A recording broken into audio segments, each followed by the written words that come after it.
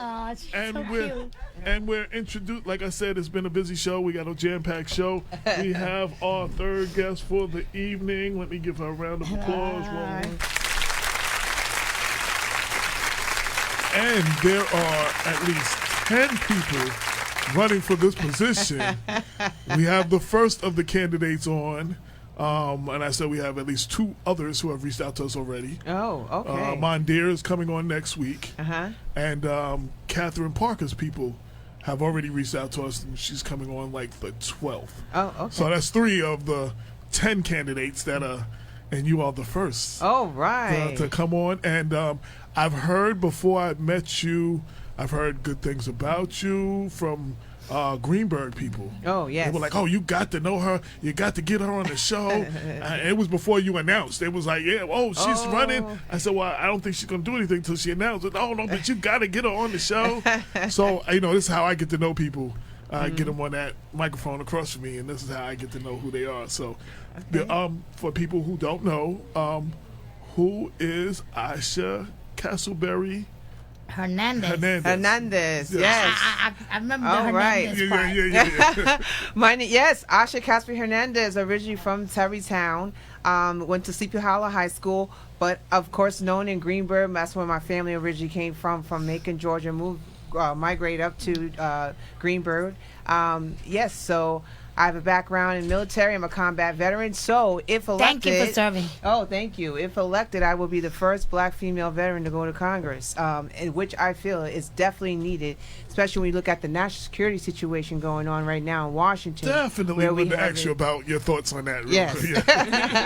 With the impeachment process, that's symbolic of misconduct involving national security. I'm also motivated to serve in Congress to the fact that I want to look out for the middle class. I think that's very important right now, especially when you look at economic security. This district right now is undergoing a lot of issues involving generational economic challenges. When you look at senior citizens, they're just making it as far as, making sure that we protect them in terms of Social Security, high prescription drug prices, Then you look at the younger folks. They're having a hard time dealing with their student loan debt, right? I'm definitely going to be supporting student loan reform due to the fact that I also have student loans myself. Right. And it's making it harder for us to become homeowners in this district. You need in order to become a homeowner, you need at least about $250,000 on a down payment in order to be a homeowner. And good credit. With good credit. I mean, that's a big deal. And, also we have to look at our retirement crisis here. Going back to the Social Security aspect, that is always being gutted. It's always being attacked in Washington, D.C., and that hurts us in terms of long-term security. Then you got to look at health care, too. That's a big issue right now, especially when you have a growing number of people that are actually being diagnosed with cancer. But healthcare is something that I definitely support in terms of making sure that everybody in the district has access to affordable healthcare. I'm really big on making sure we invest in a public option, stabilizing the ACA. I'm not in the business of pulling people off of their private insurance if they're comfortable with it, but I'm definitely interested in making sure we have a public option that people can go into, make sure the premiums are lower, the costs are lower, and create some sort of competition between the two. So, we've got to make sure healthcare is in place. Health security is important for our future. Now, I wanted to ask you, not related to the race, but as someone who's been served, how do you feel about the treatment of the military right now, and 1 and 2 about pulling all the troops out right now? First off, I personally, I don't think we should be over there as long as we've been over there. First off, but I think pulling them out the way they are, I think is still not the right move. You talking about Syria? Oh, I thank you. Yes, Okay. I thank you for that question. As part of my platform, I'm really big on ending these endless wars. We have been in Iraq and Afghanistan for quite some time, but I do agree we should not just hastily pull them out like we saw in northern Syria. That was definitely impact as far as discrediting American power and made us look more unreliable when it came to our strategic allies. So I think that moving forward, we need to have a long-term comprehensive strategy, meaning we need to support something like the AUMF, the Authorization Use of Military Force, where we know what an exit strategy looks like. right, based on a consensus that we could build from Congress. So we don't, so that can counter these hastily pullouts from the commander in chief and limit the commander in chief's power to do so. So I just think that moving forward, we don't necessarily have an exit strategy. That's why, as far as deployments, pulling out, withdrawing, it goes up and down, up and down. It doesn't look like we have an actual strategy. So absolutely. And also, I saw that your national security. How do you feel about the treatment of our security? The president of security, national security's, the DOJ, the FBI. His treatment of he doesn't accept any of the recommendations that come from these. These are the people that you empowered to fill you with this information, and they're experts in what they do, and you totally disregard what they say and accept the word of someone who's not our ally, our enemy. Right. You know what I'm saying? Over our. So how do you feel about that? I am definitely concerned. We need to protect our democracy in so many ways, and what we've seen in the last 2 years is that our institutional norms have been challenged. And unfortunately, we don't have a party, which is the Republican Party, willing to step up and block that from happening. Now, there has been some attempts, but they are standing as enablers to allowing the president of the United States to continue that behavior, and it's not good for our democracy overall. So how do I feel? We definitely need to get people out of the office that support that type of stuff. We can't allow those enablers to sit there and allow that to happen, because in the future that's not going to be good in terms of countering corruption. That allows corruption to come in, and that's why we're at right now when it comes to impeachment. The impeachment process actually started right after the Mueller report ended, or the Mueller case ended. Yeah. That conduct just came right after that, because he felt that he can do that. He feels that he's enabled. So we need a lot of changes in terms of political leadership in Washington. Do you think that we've reached a point of no return, that we can return back to our norms, or if reelected, we will reach that point where we will never be able to even go back to our norms? I think we can go back to our norms. I think this is just an American nightmare right now, and then we're slowly waking up from it. It's taken some time, but it's definitely going to need a new leader to do so. I mean, if you look at some polls right now, most people support the impeachment. They know that we are in a national security crisis right now. So there's a clear need of a new leader to come in and reestablish American leadership in Washington. New leader. You worked with Bloomberg. Are you supporting him for president? No, I'm not supporting him. I'm not supporting anyone right about now. I'm just looking at all the candidates, but no, I'm not. Okay. Okay. A lot of people already feel like he's going to get reelected, as already. There's a good chance if the Democrats need to get it together. When they with him at the Army-Navy game this week, and he's bringing some troops back, it was great optics. Even though all that other stuff was going on, it was great optics. And a lot of people, I've heard from 3 or 4 people, they're like, that's why he's going to get reelected. They don't support him. They don't like anything he's doing, but they feel like there's nothing that can be done that he's not going to win. 2016 has shocked many voters, right? To the point where they feel that anything can happen. That's why I think most people are saying that. But we need to get out the vote, as far as making sure that does not happen again. We did have a lot of people not vote around that time in 2016, but we can make a difference if the voter turnout is a lot higher. Now, and electoral, college goes away. now, everybody knows that's on the show. I'm not one of those blindly loyal Democrats. I'm not a Democrat or a Republican. I'm independent. But I feel, though, we need to hold our elected officials' feet to the fire a little better. I feel that the Republican Party, a lot of them, in the story of the Bible, Judas sold out Jesus for 30 pieces of silver. And a lot of the Republicans in Congress have sold out this country for 30 positive tweets from the president. When they agree with. Right. You understand what I'm saying? Like, right. I just, and I'm always concerned, I don't care who it is, an elected official, when their actions are about what can get them reelected than doing the job that they're already elected to do.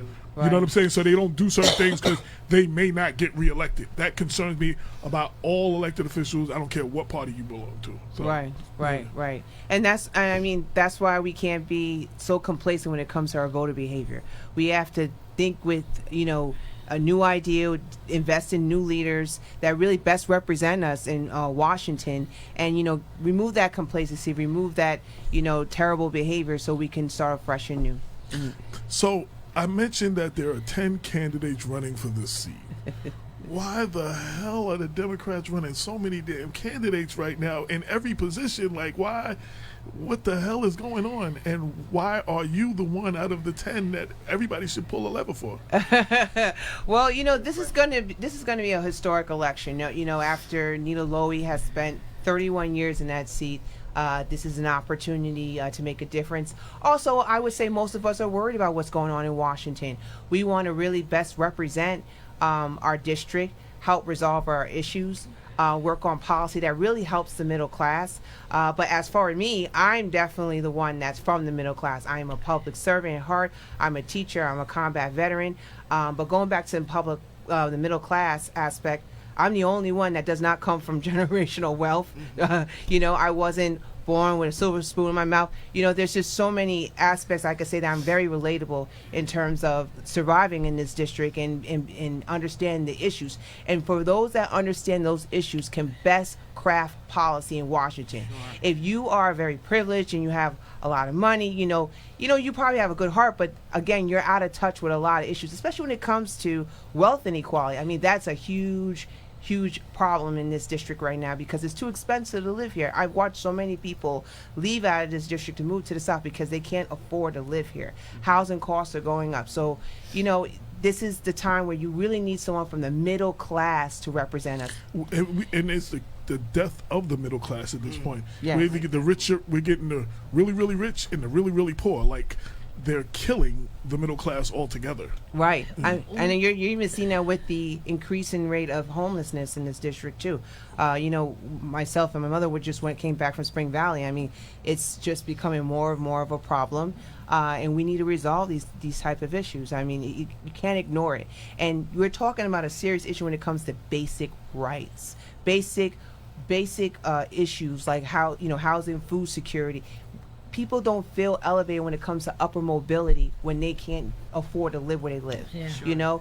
50% of people in this district spend 41% of the people in this district spend about 50% or more on their income on household costs. That is scary. That is insecurity, and we need to make sure that we build or support policies that can help fight that. And it's supposed to be like a third of your income is supposed to go to your mortgage, rent, all of that stuff. Right. We have people spending. You said there's people 60-70% of their income goes to keeping a roof over their head. Right. I mean, and then they give 10% to the church. And then they're cutting the SNAP program. Yes. Yes. But giving millions of dollars to farmers over. Yeah. You know what I'm saying? For something that he caused. Yes. You know what I'm saying? Like, it wasn't like, so. Yes. Through a unilateral decision making by initiating a trade war with China. I mean, come on. That's just unrealistic. We knew, as far as predicting, that was going to be catastrophic for the economy and the farming industry when he did that. It just didn't make any sense. Now, what is it? The 17th district, 16th? Yes, 17th. What is the 17th district for people that don't know? How big? What does that encompass? What's it's huge. We got Peekskill. We have Mount Pleasant. We have Chappaqua. We have Millwood. We have Austin. We have Terrytown. We have Dows Ferry. We have Irvington, White Plains, Greenburgh, Rybrook, and a lot of other places. Mount Kisco as well. Summer Duchess? Is it Summer Duchess? No, they're not part of the district. Oh, okay. As well as Rockland, excuse me. It's part of Rockland. Yes, Rockland as well. Right. Mm-hmm. So what would be your first order of business? Definitely work on economic security policy. That is something I want to do. Definitely try to resolve the healthcare issue. Mm-hmm. I think that is so important, especially the fact that, like I said before, you have so many people right now that are dealing with diseases like cancer. You need to make sure people have access to affordable health care. So being able to make sure we stabilize that is very important. Saving Social Security is a big deal too. Work on an anti-gun violence bill as well is very important to me. And others. I will tell you a personal story in White Plains. I was actually almost shot at in White Plains because a little kid had a firearm. Instead of him wanting to fight a guy that he was mad at, he decided to pull out a firearm and started spraying. And next thing you know, I almost walked in the line of fire with my sister. Well, good thing I had that military training, right? But something that we definitely need to work on that as far as making sure we support universal background check. Very important. I also want to work on environmental policy, supporting the Green New Deal. Very important. You've seen that issue going on and on in terms of water security here. You're seeing a trend coming from, from Flint, Michigan to Newark, now into New York, where the water issue is a big issue, and we need more federal funding to upgrade our aquatic system. So that's something I definitely want to work on as well. One of the things Damon and I were talking earlier, and we were talking about we were having a debate on being on the brink of World War III. But I believe that the war that is being waged right now is not the traditional war of boots on the ground. It's this technology. Yes. We have been, whatever side you stand on, whether you believe that they affected our election and got Trump in, but our election was compromised, whether it was against Hillary or for Trump or whatever, and we have not put things in place to combat that. One of the things that's concerned with doing all these things, fighting all these wars and all these other, we're not spending the money and we're not upgrading our systems to fight this new war. Right. Which, I mean, maybe there won't need to be no missiles or nothing, because if they can compromise our political systems, what stops them from compromising our military systems? Right. Well, you understand what I'm saying? Yes.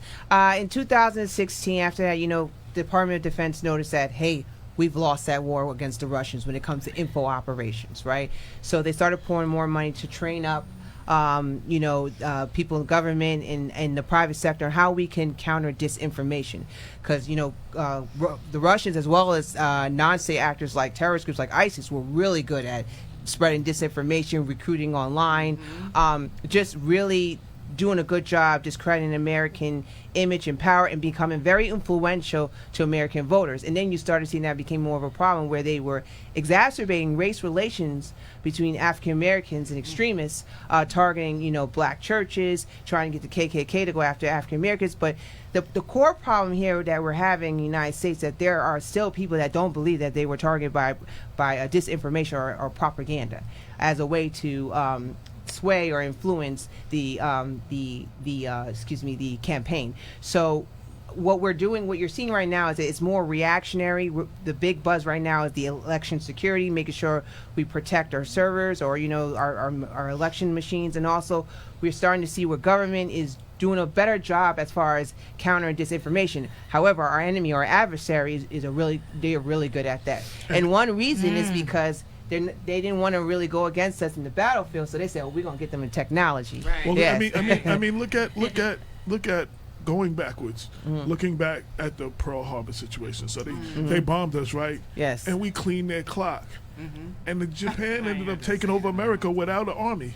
Yes. Through the business, and they like almost took over America for a minute. Like they controlled, like you had to learn Japanese to get certain business. Like I mean, they showed a whole new way to come at us. Right. And I don't think we're prepared. I'm tossed on whether this needs to be handled totally on the federal side or the federal and states individually. I mean, how we need to handle all of this on all levels. Yeah. I mean, it's on levels. You are seeing where what's good is that the conversations become more normalized, that hey, we need to train up on the spread of disinformation. It's a problem everywhere, so you do see an effort where it is becoming more of an effort on all levels. One of the most efficient things Russia did wasn't disinformation. What they did is they started an account called Blacktivists. Yes. Yes. And they talked about when Eric Garner happened, when Mike Brown, Right. they pounded that on a whole nother level, which, you know, enraged us. Yeah. And then when we would do some of the stories, we were attacked by another one, which was Blue Lives Matter, which was another Right, one of right. the campaigns that would attack, like, Black Westchester, people Right. like us, for writing Right. those kind of stories. So they were telling true stories, furthering that division between the police and community, especially our communities. You know what I'm saying? Yeah. And they didn't even have to use Right. fake news. Right. These things really were happening, and they were just putting gasoline on it. Like, Right. Yeah. This is one reason why I want to support more programs involving STEM, so we can produce more younger folks to become cybersecurity experts, go into engineering, mathematics, and also I also support study abroad programs where they could build their global awareness, because going back to your point, our adversary of the world knows more about us than we know about them. Yes. And we need to build our global awareness. We are right now in a period of great power competition. I don't know if you ever heard that, where the Russians and the Chinese are getting together to align with each other to bring down American power. They're less deterred, and they're more determined to bring down American power, because they know at the end of the day, United States is distracted. There's a lot of political instability. We can actually expand our power and do what we want to do around the world, because the United States is no longer there. We are missing in so many places around the world because of the fact of all the internal political instability going on. So competition is at an uptick right now. And they're using, I hate to call him the president, but I mean, he is an elected president. They're using the individual in the White House as a pawn Individual. to Yes. weaken us with NATO, Yes. to weaken us with allies, with Right. holding that money with Ukraine. Right. Like, how can you trust us to have your back for the first time ever? Like, probably. You know Right. what I'm saying? Like, Right. that probably was never a question. Like, a lot of these people go into they fight these battles knowing that the U.S. got their back. Right. I mean, But at this point, right. like, they don't trust us now. Like, Yep. they're supposed to be our allies. Like, they don't. I mean, you saw the last NATO summit. I mean, that was terrible, where the United States was actually fighting with their own strategic partners. I mean, United States, or POTUS, at the end of the day, is showing that the United States is less and less interested in staying. you got being President, part of when he NATO. got laughed at one of the things Right. last year, like, laughed at Right, on right. a national stage. Like, that's never happened. But the relationship has been like that since day one, when he first said, when he was campaigning, hey, NATO partners need to pay, enough. They're 2% burden sharing, which is true. Well, a lot of POTUSs prior to that were working on that, but he prioritized that than saying, hey, NATO has actually looked out for us. So if you look at Afghanistan, Iraq, they were right there with us fighting those wars, even with me. And it's just misleading to the American people that you're prioritizing, small little issues versus what they have actually done as a contributor to defend us against global terrorism. They had our back at 9/11. I mean, Yes. like, because nobody knew what the next thing was going to be. Like, Right. our allies was, ready to have our back on that level. And Right. if we don't, that bothers me on that. I mean, being in Congress, there's only so much power you would have in those situations. But I just wanted to hear your ideas on those things. Well, when you look at the legacy of Nina Lowey, the one thing I will say I agree with what she's done. She was actually fighting to make sure that our foreign policy tools were all in place to implement our national security around the world. So when you look at our State Department right now, it's gutted, it's skeleton. We don't really have diplomats right now around the world. A lot of them are missing as a result of the executive office just gutting and removing a lot of diplomats and not appointing enough ambassadors. So she tried her best to make sure that they secured enough funding to have representation there. Also, U.S. aid, that has also been a target too by the executive office. So when you have natural disasters like what happened in Haiti, United States traditionally is part of our norms or our values to provide aid to these countries, but if you keep gutting it, we're going to become off insufficient. And, also we have a situation where she's done a good job with trying to make sure we had more representation at the United Nations. Well, under this administration, you're seeing a decline in American leadership, whether it was dealing with budget, being very aggressive at the Security Council. So in terms of foreign policy, I would do the same thing as far as protecting our national security foreign policy tools in Washington. Absolutely. Shout out to everybody who's tuned in. One of the things, questions that came up as you were talking, and I was trying not to forget. So, Nia Lowy's been there, we said 31 years. 31 years. She has a great deal of supporters that support her, and you know, her as she's been in there. There's, again, 10 candidates running. Right. For the Nia Lowy supporters, how are you most like her and would carry on the work she's doing? Oh, absolutely. Well, there's a lot of things I would say. I do support the after-school programs that she supported, like Headstrong. I think that that's something we definitely need as far as making sure that young people have access to after-school programs. She was also there to fight off for the health care. She supported the ACA. I support the ACA as well. She was big on growing STEM programs. I think there needs to be more work that needs to be done, but for her to actually bring it up saying, hey, I support STEM programs is really good. She also funded study abroad programs as well. She supported the idea of making sure that we had more infrastructure federal funding. You saw that with the Tappan Zee Bridge.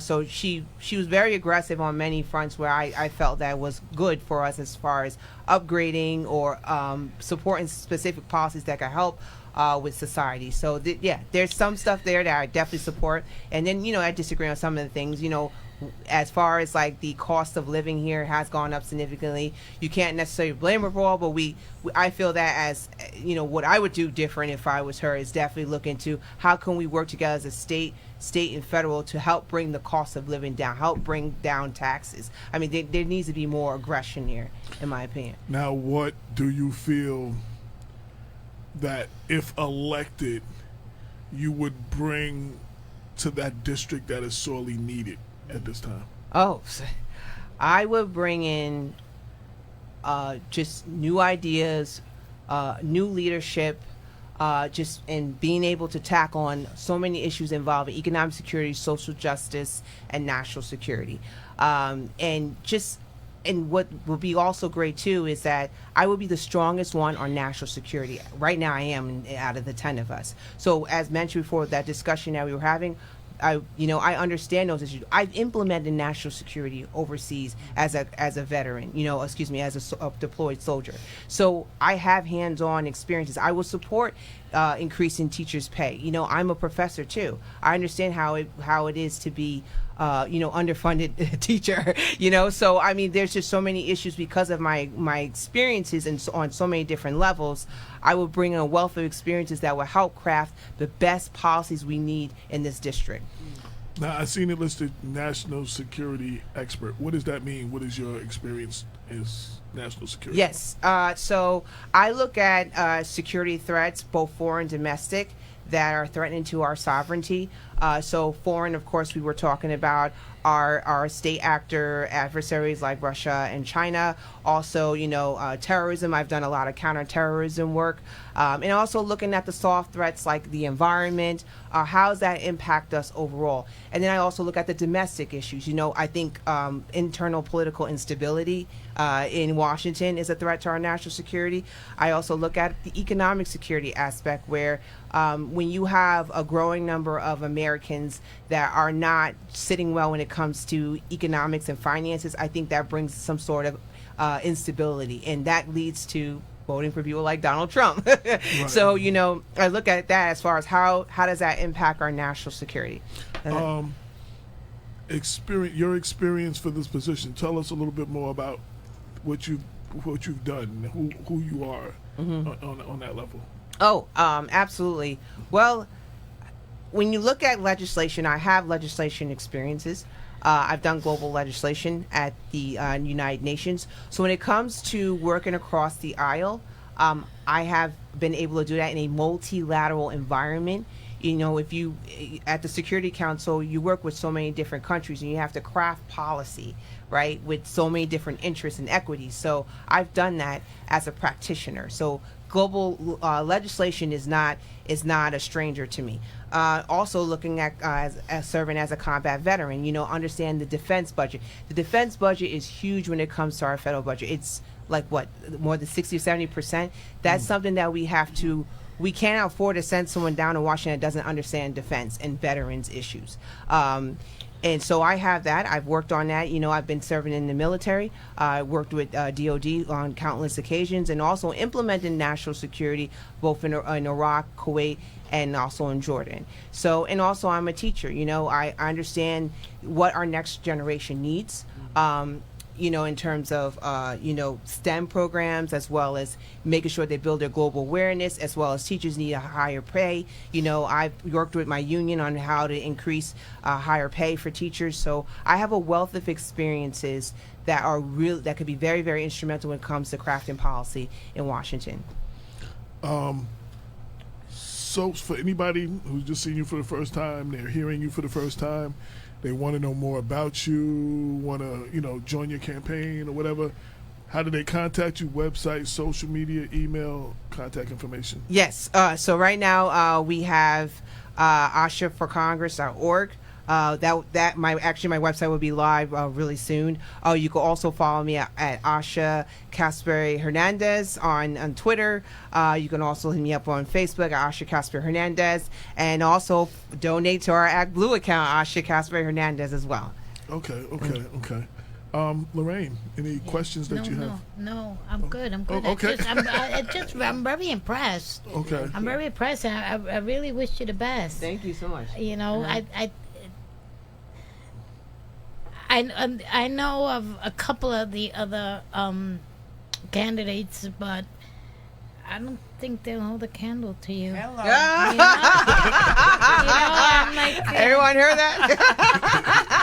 one in particular, like one of the first ones that came out, and he's like all over the place and thinks he's a superstar. And I'm like, you kidding me? She's gonna beat the hell out of him. And you speak Spanish and everything. Yes. Oh, Estoy aprendiendo español. Spanish and Arabic. Oh, yes. wow. My niece, Tasha Diaz, city council in Yonkers, she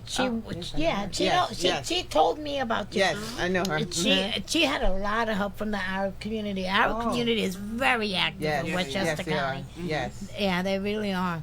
Yeah. Big up to my Arab people. They looked out for me in the Middle East. Yeah. We work together to protect our country. There you go. Now, is there anything I did not ask you that you want people to know about you, your candidacy, while you run anything? Yes, I do want to follow up on two more policies that I'm definitely want to work on, elected as your next Congresswoman.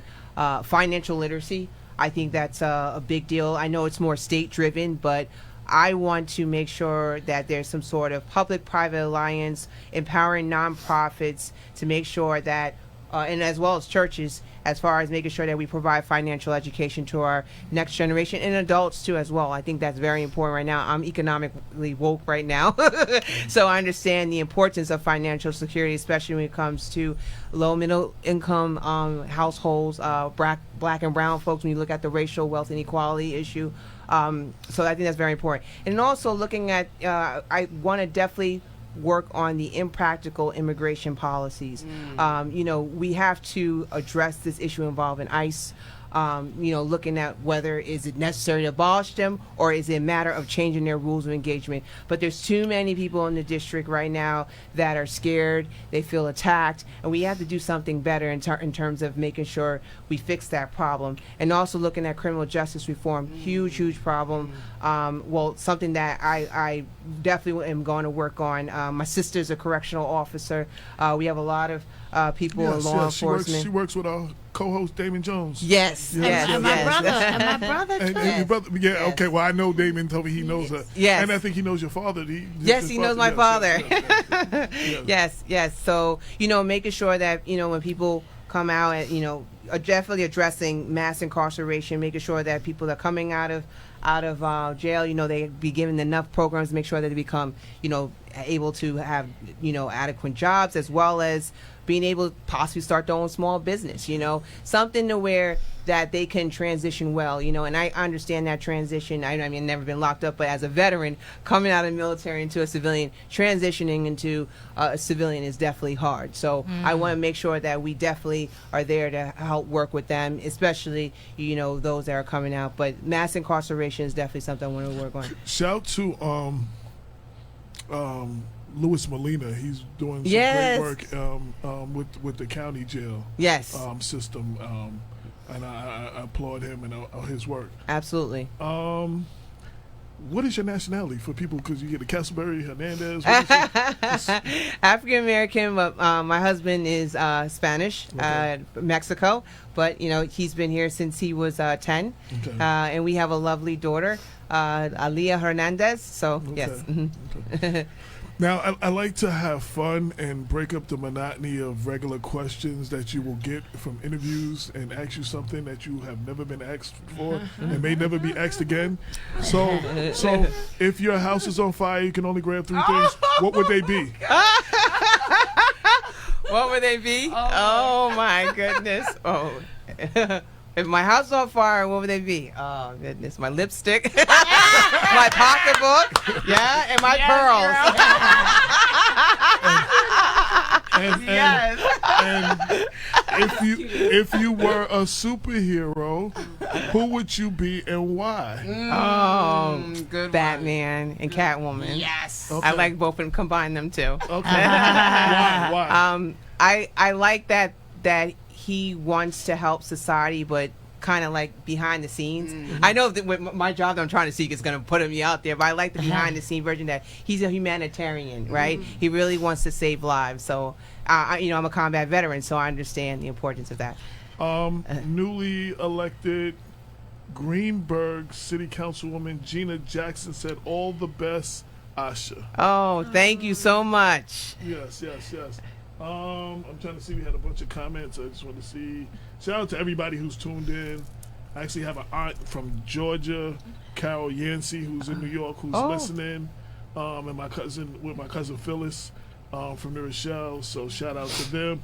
Kenneth Chamberlain Jr., Jeff Davis, Jared Rice is listening. Nina Garcia is listening. Okay. Michelle Breeze Johnson, Cynthia Turnquest Jones said she's listening from the airport.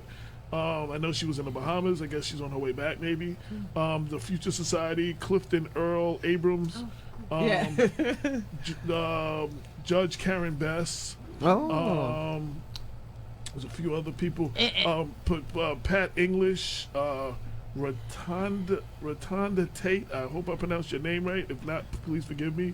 Nancy Cater Maldonado, Claudette Giles, Rabab.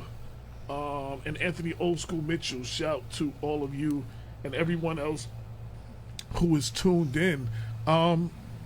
This is the first look of the candidates that are running for the seat, a very important seat. We're going to try to have as many of the candidates on. Once we get to the primary, we give everybody half an hour. Want to give as many more time. Right. Like I said, we have 2 more coming on.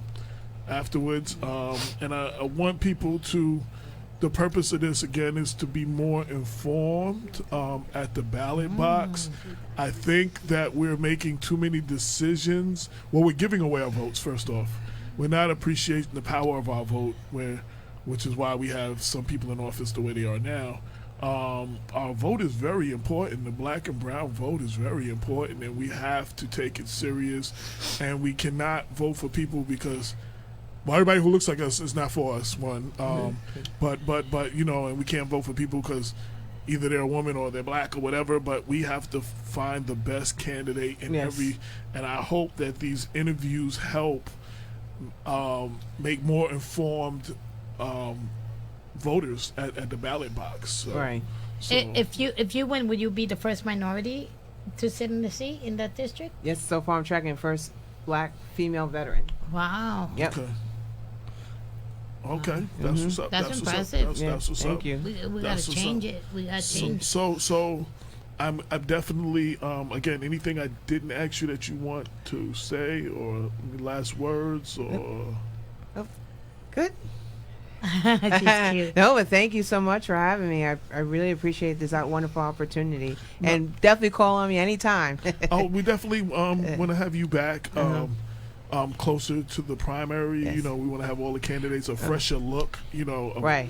Of all the candidates and stuff. But definitely feel free to reach out to us, especially, if you want to speak on any issues with our national situation. Right. And when your expertise, that's why I asked you a lot of those questions. They necessarily didn't have to do with the election, but those are things that we're going on. She is. Right. And we need that in Washington. And we're going through some of these things, and I wanted to be able to address some of those things. We deal with a lot of local issues, but nationally. And I will tell you too, this is a federal job, right? Yeah. So you have to understand national policy, right? That's different from local policy, right? Yes. So I'm the best one right now that understands national policy when it comes to both foreign domestic policy. I do have a last question for you. So how do you feel about campaign finance? The reason I ask, I've seen in my limited time doing this, we've been doing this 5 years, but I've seen a lot of good qualified candidates that could not compete because of money, and excesses of money being spent. So they were just outspent. So sometimes we won't get the best candidate in a position because they can't afford to rock with some of these people that like just get Kamala excess. Harris. Yes. Like I think, that's a shame that I wanted to hear more from her, and that's a good example. You know what I'm saying? So what do you feel about? Because this is going to be an expensive race. Yes. This is going to be an expensive race. People who want to see her in a position understand. She's going to need money to compete. So let's understand that. Like to host a cottage party or a fundraiser, please reach out. But how do you feel about the whole campaign finances? I fully support it. So again, I'm from the middle class, and it is hard coming from middle class to actually do this. And I will tell you, I spent a lot of time fundraising, and it's unfortunate that the system is built to where it's based on money. That's when you see the inequality kick in. And it really does disappoint me because, like you said, there's good candidates out there, but they just can't afford to either stay in the race or don't even want to join the race. Right. Because of the fact that, money is a big deal. So, and just going back to the situation with Kamala Harris, that is true. She is no longer part of the race because of money, but you have people joining like Bloomberg and others because of money. Buy a position. Yes. I mean, even on a local level in Mount Vernon in 2014 or 2015, one of our co-hosts, Brenda L. Crump, who I still believe does more without the title than some of the people do for school board, for just Mount Vernon School Board, she was outspent in a major way. Yes. So, not saying everybody who got that got in at that time wasn't good, but she was among the best of the candidates, and because they greatly outspent her as a team. Wow. She's not, but she still, these 5 years later, has done more for public awareness and does more without the position than some of the people that have the position. Yeah. And I just wanted, taking everything local to people, our audience. I wanted to, that she's an example, like you said, Kamala Harris, a lot of people who may be qualified can't compete. So it's not about our choices come down to not always who's the most qualified, but who has the most money. Yes, because it helps drive the message. But what we're noticing here, especially since the AOC election, which is, I think, campaign, which is very unique. I don't like to compare it too much to it, but groundwork is outperforming money, right? But it's slowly getting there because money does play a big part. Even plays a big part in terms of endorsements or people saying, hey, we're going to take you as you're a serious candidate because you have X amount of dollars. That is so not fair. There are people that are part of this race right now could throw money right in just to start off. I mean, we know candidates that were able to get a lot of money in a matter of a couple of days right after they joined. They were not known. They had the money to join, right? Sure. And they're not from the middle class, and which is like, really disappointing because a lot of these issues that we're talking about affects low middle class households. So it's just a weird system set up for to represent the Democratic position. and I brought that up specifically because where it relates to you, because I've actually heard that you will not win because you don't have enough money to compete. I've actually heard that, not from opponents, from just people that are you know, as far as the race is concerned. And I don't know if that's the case. I mean, I don't know. Look what happened to Alexandra Ocasio. But the bad thing about having a lot of money with the advertisement goes places like, you know, your ground game is good, but you can't be everywhere at the same time. Right. And an ad on TV or literature can. You know what I'm saying? Unfortunately, so some people that might not get to see you on a regular basis that don't know you get to see that lit. Right. And again, even on the school board, that's what killed Brenda. They killed her with lit, and she was the best candidate, and they just voted for the 3 people that was on that thing, and you know. Right. So I just wanted to hear your thoughts on that and give you a chance to speak to that. Right. No, we're raising money now, and like I said, it is a difficult process, but this should also teach our own people, or people especially that are people like me, to invest in a candidate like me, right? So you're not being outspent. You know, if you look at Bernie Sanders, a lot of his money comes from small donations. You know, he's able to to leverage that because he's well known nationally. But small donations count. You know, as long as that you have a community that's investing in you versus not giving money at all. And I think that was definitely a big problem for Kamala, where you didn't have that many people giving money over time. Well, two of our people at the show, Damon Jones and Dr. Bob Baskerville, who's not here, along with Tasha Young and Kenneth Chamberlain, they created the Westchester Black Political Conference. And it is because one of the things we speak about a lot on the show, and they speak about in the conference, we're not educated on how that situation play where others are, and they know but that the candidates need money. We don't support. If we believe in somebody, we don't support them financially. And it doesn't take $1 million, everybody, to put up $1 million. It's like the little dollar, like Obama's campaign, the first one, it was a lot of small money. But it's just that we don't understand the importance of that. We spend money. We have money to spend. Over $3 trillion or something. I mean, we are the spenders. You know what I'm saying? But we spend money where we want to. And we don't understand how this affects our livelihood and how we need to, if you see somebody that you really support and you like, if this young lady is somebody that you like what you heard, she will need money to get into to run this race. It is not cheap to do this. So we have to support our communities, have to support our people, and that's how we get our people in these positions, because most of the time they can't compete because of money. You know what I'm saying? Or like I said, you don't get the most qualified, you get the person with the most money. You know what I'm saying? Then they try to challenge your signatures, that whole thing, and they take you to court 80,000 times till you run out of money and you drop out the race. And it takes money to move these elections. So I just want to say that even before we have all the candidates on. If you find a candidate that you feel you need to support them, they're definitely going to need that. So far, I like you. Thank you. Lorraine, any last words? Nope. It's good to be back. I want people to come into my Facebook page, Latino Empowerment, and join. I haven't said that in a while. I want to wish you good luck. Thank it was you. A pleasure meeting you. You're like a breath of fresh air. Priscilla, you have not been here for a while. Any last words? Any words for the people? Priscilla's rocking those awesome glasses. Look at those glasses. Wonderful. I see Priscilla these days. I don't see her in person too much.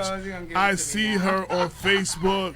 She's running with DMX and Mary and all these people. And she's all these different. She's working on this documentary. She's doing all this stuff. So I don't see her in person. I see her and through social media these days. I have to follow her on social media. Every now and then I get a phone call. Most of the times I am low key working. Grateful to be a part of Asha's campaign. My last words are: register to vote. Absolutely. Get to know your candidates that are running, and to get to know Asha on a more personal basis. She's very accessible. You can reach her on her Facebook, Instagram, and Twitter. And support. Those are my last words. Absolutely. and I want to thank everybody for tuning in. Anybody that I mentioned. Uncle Frank's tuned in. Frank Trulio. Shout out to him. I want to repeat what I said in the beginning of the show. A lot of people have lost family members, and this is a great time of, depression as we get to this part, the missing of your family members, no matter how long it's been. Don't say, oh, they should be over it by now. You never know. Like I said, it's been 5 years for me. My mom's birthday is December 23rd, and I'm already this year feeling it a little harder for some reason. It's just like I can feel something that's a little awful, Yeah. So, shower those people with love. It doesn't matter how long it's been. Let them know they're cared about. Check on them. Make sure that they're good. Yes. You know what I'm saying? Yes. As always, register to vote. I mean, we always push that. Pay attention to what's going on. I always say this. We live in an information age. Those gadgets that we carry with us are the wealth of information, but we do not utilize them. We allow ourselves to be told things on Facebook and run with rumors and innuendo and propaganda, and we don't look it up to see if it's the truth for ourselves. The people have the power, not the elected officials. It's people are only going to do, I keep saying this for everybody, all of the things and accomplishments we've made as a people. None of those things were given to us because it was the right thing to do. It's because we fought for it. It's because people were fed up. And if you're tired of the situation, time to stop complaining and to actually get out and do something. The people have the power. So I just want to keep banging that home. That's very important. If you don't like the way your city, your county, your state is run, what are you prepared to do about it? Obama said, be the change that you want to see. That wasn't just a catchy saying. That's something we really, really need to do. I want to thank everybody for tuning in. Damien K. Jones will be back next week, I believe. Dr. Bob will be back. We're going to have him talk about some of the projects he's working on. Got a lot of things going on. Shout to everybody. Shout to Uncle Ray. Ray Copeland's birthday is today. Shout out to my Uncle Eugene Woodson. His birthday is either yesterday or today, his 81st birthday. Shout out to everybody celebrating birthdays. Shout out happy holidays to everybody, no matter what it is that you celebrate. Wish you a happy holiday. Shout out to Reggie Lafayette, who just tuned in. Reggie. And as always, we're gonna do the thing, the watch party thing throughout the week. Where I play the show 2 more times throughout the week, and Asha, as I do with especially every elected official, I break up the show to just your portion and send you the video so that you can utilize it. People don't have to watch the whole show just to see your interview, and you can use that in your promotion. I'll try to get that done sometime this week. Yes. I think I'm just making a decision now. I was thinking about it for everybody wondering. I think we're going to combine the December and January issues of the paper, and it's just going to be a combined December-January issue to come out right after the new year or right before the new year. So it's time to advertise. Anybody who took out multiple months, yes, that only counts as one, and you will still get your continued months. Thank you very much for our guests. Thank our guests for coming. And I just want to say, this has been Black Westchester Presents the People Before Politics radio show. We're on every Sunday 6 to 8 on inthemixradio.com, giving you that real talk for the community till 2014. Until next week, peace. 22 million black victims of Americanism are waking up, and they're gaining a new political consciousness, becoming politically mature. And as they develop this political maturity, they're able to see the recent trends in these political elections. Any minority that has a block of votes that stick together is in a strategic position. Either way you go, that's who gets it. You're in a position to determine who go to the White House and who stay in the doghouse. You're the one who has that power. You and I have never seen democracy. All we've seen is hypocrisy.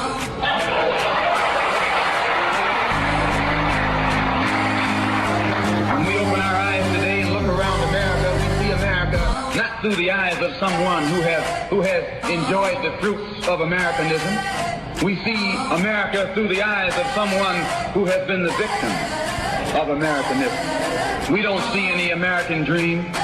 We've experienced only the American nightmare. We haven't benefited from America's democracy. We've only suffered from America's hypocrisy. And the generation that's coming up now can see it and are not afraid to say it. And are not afraid to say it. And are not afraid to say it. And are not afraid to say it. And are not afraid to say it. And are not afraid to say it. And are not afraid to say it. And are not afraid to say it. And are not afraid to say it. And are not afraid to say it.